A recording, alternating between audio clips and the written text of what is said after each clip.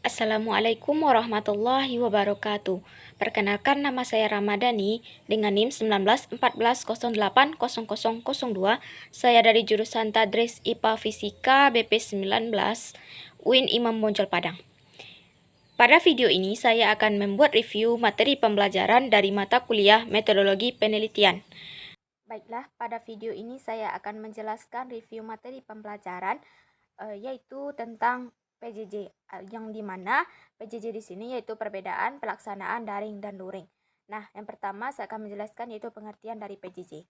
PJJ adalah pembelajaran jarak jauh, yang dimana pembelajaran jarak jauh ini adalah pendidikan formal, yang dimana peserta didik dan pendidiknya berada di tempat yang berbeda, sehingga membutuhkan telekomunikasi sebagai penghubung di antara keduanya dan membutuhkan sumber-sumber sebagai pendukungnya. Nah, di sini pembelajaran jarak jauh yaitu terdiri atas dua. Yang pertama yaitu pembelajaran daring dan yang kedua yaitu pembelajaran luring. Yang pertama saya akan membahas yaitu mengenai pembelajaran daring. Pembelajaran daring adalah pembelajaran yang dilakukan di dalam jaringan atau yang sering disebut dengan pembelajaran online yang dimana pembelajaran online ini membutuhkan penghubungnya berupa internet atau alat-alat telekomunikasi lainnya. Di mana pembelajaran daring ini memiliki keterbatasan yaitu tidak efektif karena banyaknya gangguan atau kendala dalam melakukan pembelajaran daring.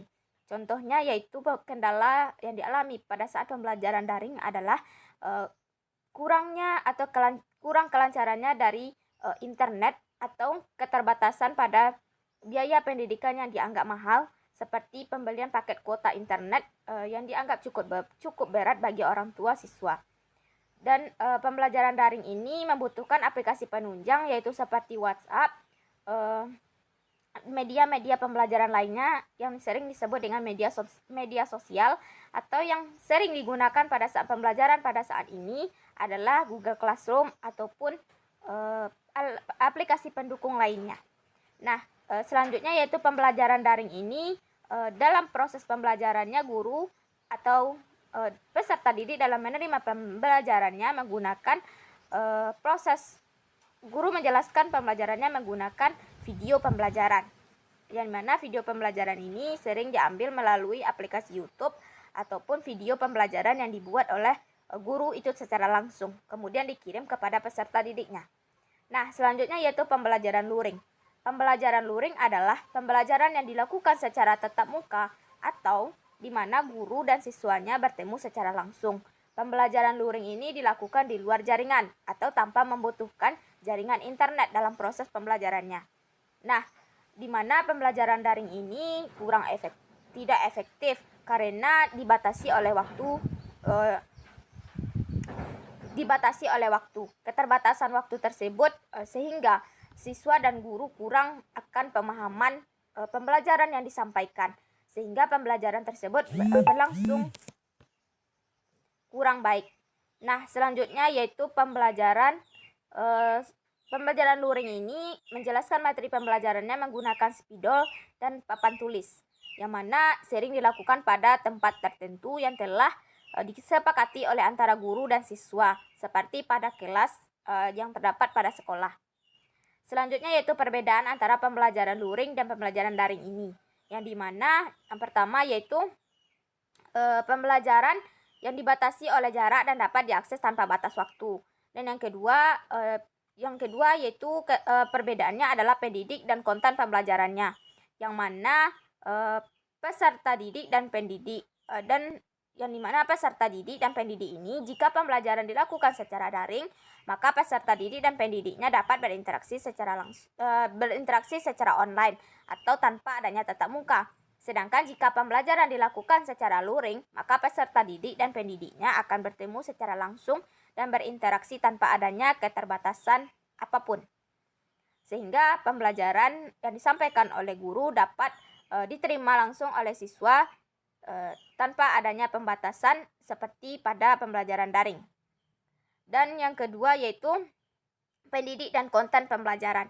Nah, yang dimana konten dan pendidik ini maksudnya adalah jika pendidik melakukan proses pembelajaran tersebut secara daring, maka konten pembelajarannya harus dapat dilengkapi dengan media pembelajaran yang efektif sehingga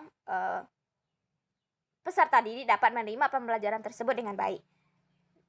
Nah, jika pendidik dan peserta didik melakukan proses pembelajaran secara luring, maka konten pembelajarannya dapat disesuaikan dengan buku pegangan yang diterima oleh peserta didik. Nah, selanjutnya perbedaannya yaitu dari teknologi, kreativitas, dan aplikasi pendukung. Nah, pada pembelajaran daring, teknologi yang digunakan yaitu adalah teknologi yang berbasis media sosial dapat digunakan sebagai penunjang proses pembelajaran seperti WhatsApp, YouTube, Google Classroom, dan yang lain sebagainya. Dan yang kedua yaitu kreativitas. Di dalam proses pembelajaran daring, kreativitas sangat dibutuhkan, terutama bagi seorang guru, yang dimana kreativitas ini dapat menunjang proses pembelajaran tersebut, seperti dalam pembuatan media pembelajaran yang digunakan oleh guru agar meningkatkan proses pembelajaran dapat berlangsung dengan baik, walaupun dilakukan secara online. Nah, yang ketiga adalah aplikasi pendukung. Aplikasi pendukung ini yang mana saya jelaskan pada peserta didik dan pendidik tersebut. Aplikasi pendukung ini digunakan dalam proses pembelajaran daring seperti yaitu WhatsApp yang digunakan oleh guru jika dilakukan secara online, dan aplikasi-aplikasi yang sering digunakan dalam proses pembelajaran sesuai dengan kesepakatan antara guru dan siswanya. Nah, selanjutnya adalah interaksi peserta didik. Interaksi peserta didik ini dibutuhkan dalam proses pembelajaran, yang mana jika interaksi peserta didik dengan pendidiknya dapat berlangsung dengan baik, maka proses pembelajaran pun akan berlangsung dengan baik tanpa adalah kendala apapun.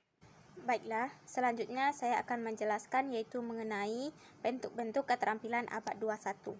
Nah, keterampilan abad 21 ini adalah, sebelumnya saya akan menjelaskan sedikit itu mengenai abad 21. Abad 21 yaitu yang sering disebut dengan abad pengetahuan, abad ekonomi berbasis pengetahuan, abad teknologi informasi, globalisasi, revolusi industri 4.0, dan sebagainya. Pada abad ini terjadi perubahan yang sangat cepat dan sulit untuk diprediksi dalam gejala aspek kehidupan yang meliputi pada bidang ekonomi, transportasi, teknologi, komunikasi, informasi, dan lain sebagainya. Keterampilan abad 21 ini merupakan keterampilan penting yang harus dikuasai oleh setiap orang agar berhasil dalam menghadapi tantangan, permasalahan, kehidupan, dan karir di abad 21. Beberapa organisasi merumuskan definisi keterampilan abad 21 ini, yaitu yang dimana hampir dari keseluruhan organisasi tersebut semuanya esensinya hampir sama. Nah, menurut National Education Association, yang mana telah mengidentifikasikan keterampilan abad 21 itu yaitu mengenai 4C, yang mana meliputi berpikir kritis, kreativitas, komunikasi, dan kolaborasi. Nah, di sini yaitu mengenai communication. Keterampilan communication adalah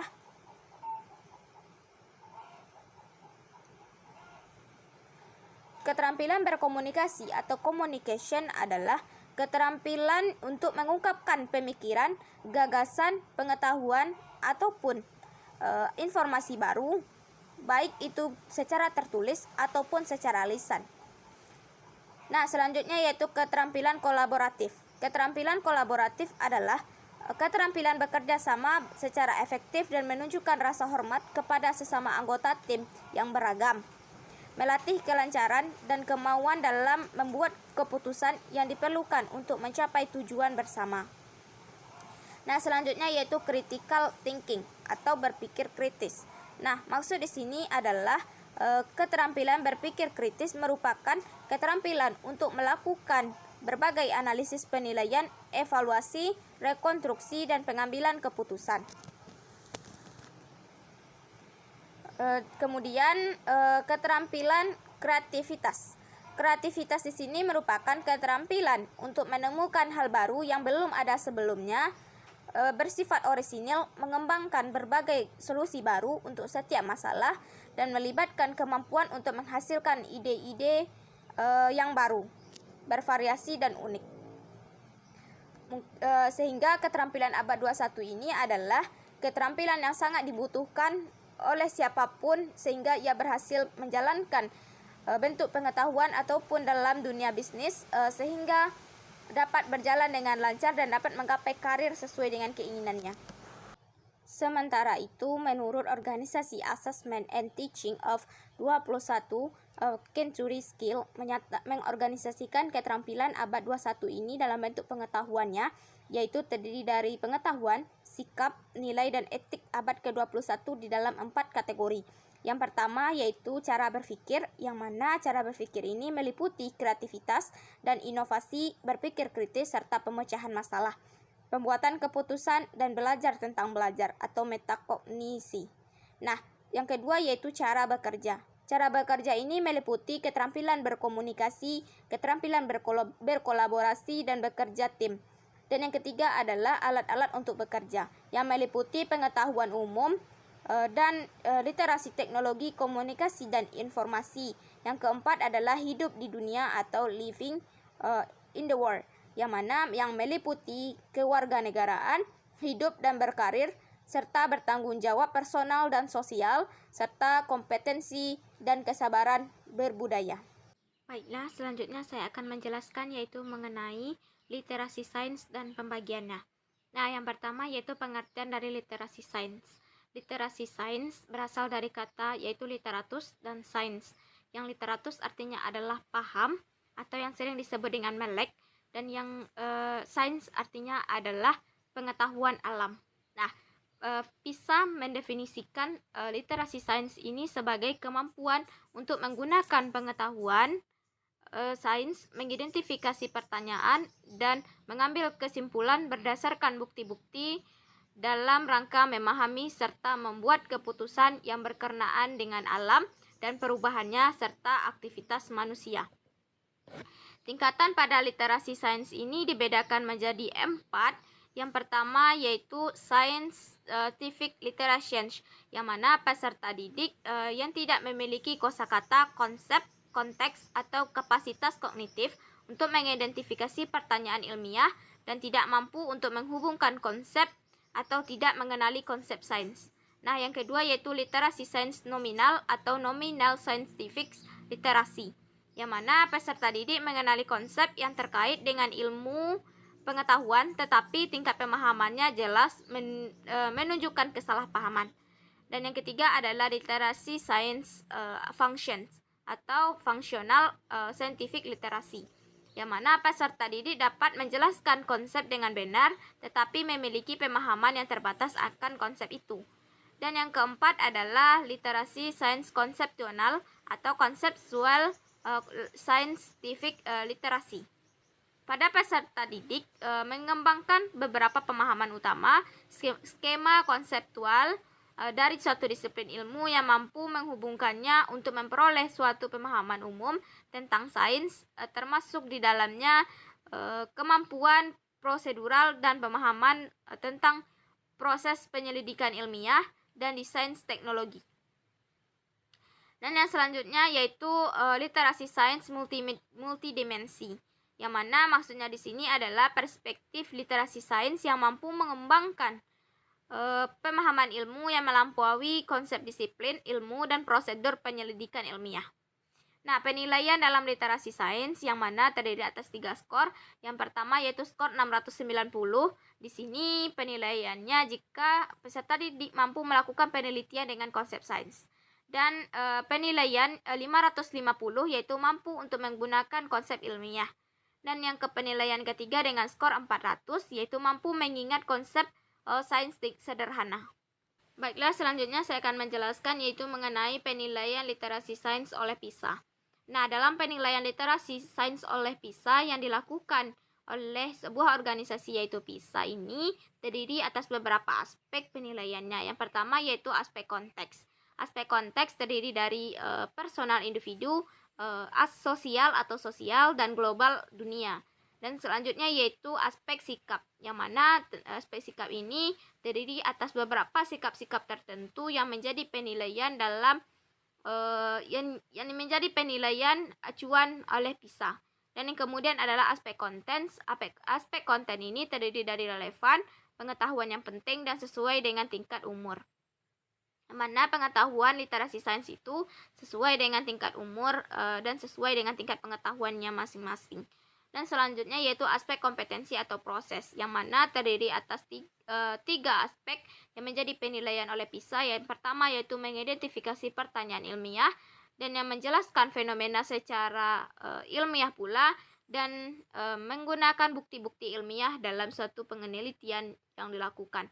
Dan yang kemudian adalah dalam penilaian literasi sains oleh PISA ini, populasi dan sampel yang digunakannya yaitu siswa dan sampelnya adalah sekolah. Kemudian soal yang digunakan tipe soalnya adalah tipe High Order Thinking Skill yang menjadi acuan dalam penilaian literasi sains oleh PISA ini.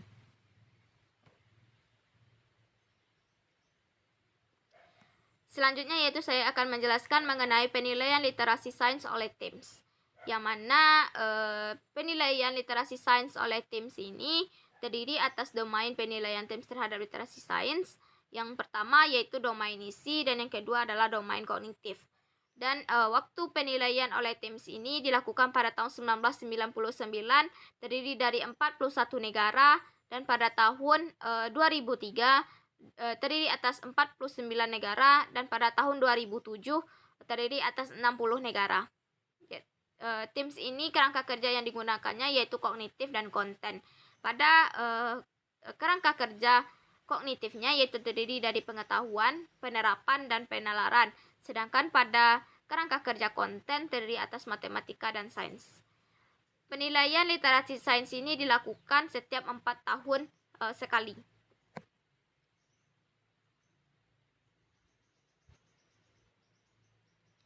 Selanjutnya yaitu saya menjelaskan mengenai KPS dan pembagiannya. KPS ini adalah keterampilan proses sains, yang mana pengertiannya adalah keterampilan proses sains yaitu adalah keterampilan sains belajar sepanjang proses pembelajaran berlangsung, melibatkan berbagai jenis keterampilan yang terjadi di dalamnya. Pembagian dari keterampilan proses sains ini yaitu yang pertama adalah pengamatan atau observation, yang mana pengamatan atau observasi ini dilakukan lebih awal atau permulaan ketika ingin melakukan suatu proses penelitian. Selanjutnya yaitu communication atau mengkomunikasikan. Selanjutnya setelah melakukan observasi, lakukan komunikasi dengan beberapa pihak tertentu. Dan selanjutnya adalah pengklasifikasian dan pengukuran serta penyimpulan dan peramalan. Maksudnya di sini adalah pembagian dari keterampilan proses sains ini adalah dilakukan ketika ingin melakukan suatu pengujian atau suatu penelitian tertentu. Nah, selanjutnya yaitu saya menjelaskan mengenai karakteristik generasi Z, alpha, dan digital. Yang pertama adalah karakteristik generasi Z. Yang pertama yaitu fasih teknologi, teacher savvy, web savvy, dan apps friendly generation. Dan yang kedua yaitu karakteristik dari generasi Z, sosial, artinya sangat intens dalam berkomunikasi. Dan yang ketiga adalah ekspresif, yang mana cenderung toleran dengan tutur dan budaya lingkungan. Selanjutnya yaitu yang keempat adalah karakteristik dari generasi Z ini cepat berpindah pikiran. Maksudnya di sini adalah generasi Z tidak memiliki patokan tertentu dalam suatu pemikirannya, sehingga dalam pengambilan keputusan sering berubah-ubah atau disebut dengan kata labil. Nah, selanjutnya adalah karakteristik generasi alpha. Karakteristik dari generasi alpha ini yang pertama yaitu memiliki ownership terhadap properti, dan memiliki mobilitas yang tinggi, serta tidak terlalu religius dan berubah-ubah, serta kurangnya privasi. Maksudnya di sini adalah generasi alpha ini terlalu terbuka terhadap umum sehingga tidak memiliki privasi dengan lingkungannya, dan kurangnya patuh terhadap aturan. Selanjutnya adalah generasi digital. Generasi digital ini karakteristiknya yang pertama adalah kemampuannya multitasking, yang mana disebut dengan sebab memiliki kemampuan yang berbeda-beda dalam setiap individunya. Dan generasi digital ini juga menerima informasi secara cepat karena ada banyaknya media sosial yang telah berkembang, sehingga informasi tersebut dengan cepatnya menyebar ke seluruh pihak. Dan selanjutnya adalah pada generasi digital ini, generasinya teknologinya lebih menonjol, yang mana perkembangan teknologi pada generasi digital ini lebih cepat berkembang, sehingga setiap orang paham akan setiap teknologi yang berkembang pada saat itu. Dan generasi digital ini juga karakteristiknya adalah sering mengharapkan penghargaan. Setiap apapun yang dilakukan tentu mengharapkan penghargaan dari pekerjaan yang dilakukan oleh generasi tersebut. Dan generasi digital ini juga bersifat aktif dan interaktif.